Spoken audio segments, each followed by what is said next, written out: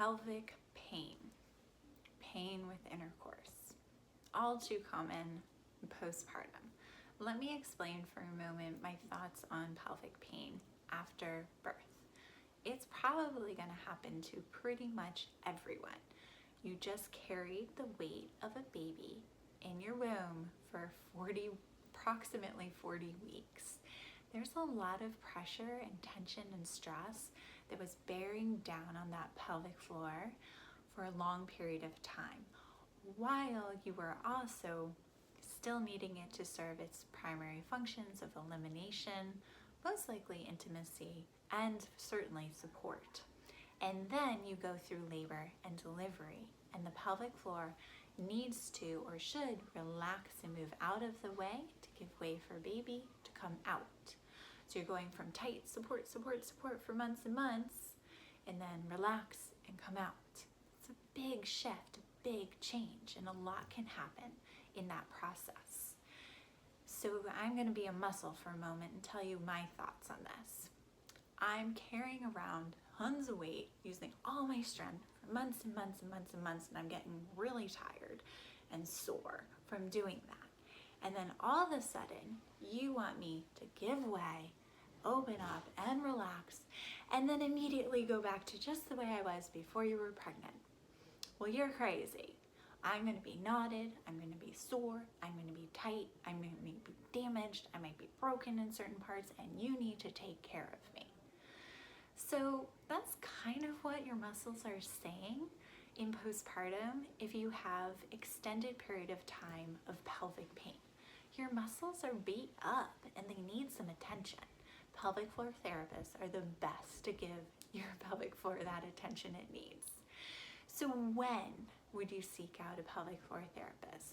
I think around 4 weeks, you might have some insight to whether or not you're having some prolonged pelvic pain that may be attended to. But for a lot of women, they don't actually notice this until they increase their activity or they return to sexual activity. So there's no time frame for recognizing pelvic pain. Now, within 4 weeks postpartum, I think most moms are having some degree of pelvic pain, and that can be considered within the norm. But it should be progressively improving and becoming less and less. If it's not, or it's increasing, or maybe you're even 12, 16 weeks postpartum and all of a sudden it appears, that's something to really pay attention to and probably reach out to a pelvic floor therapist to attend to. So I have my pelvic floor model here, and I'm just going to go through briefly what you might expect a pelvic floor therapist to do. I mentioned manual hands-on techniques. So your pelvic floor is muscle.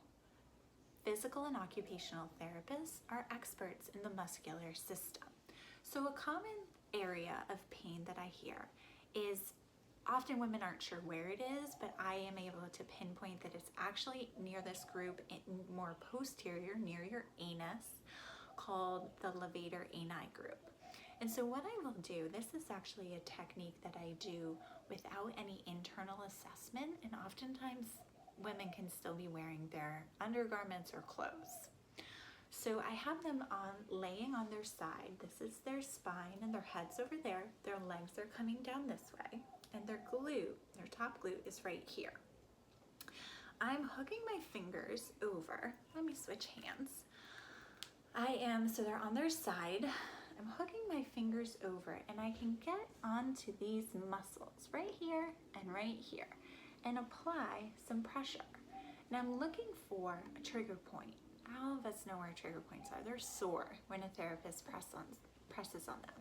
And I give some pressure in this hooked hand position for 30, more like 90 seconds. And over the course of that 30 to 90 seconds, most women will say, wow, that pain is going away. And oftentimes, after that 90 seconds, the pain is gone or significantly improved. And then they might come back in a week and I find those trigger points again and see if they're still firing. If they are, we go through a similar technique. I have different massage techniques and soft tissue manipulations I can do, but many times it's just a simple releasing of trigger points in the pelvic floor muscles. And when you do that, the pain starts to dissolve away. It's not always that simple, but often it is. And so reaching out to a pelvic floor therapist is so important, because with just a couple of treatment sessions, you can be pain-free and moving on with your life the way you would like to. So don't delay reaching out to medical assistance, particularly through pelvic floor therapy, if you are having pelvic pain. And pelvic pain includes pain with intercourse. I hope you find this informative, and please let me know if you have any questions. Again, thank you for watching.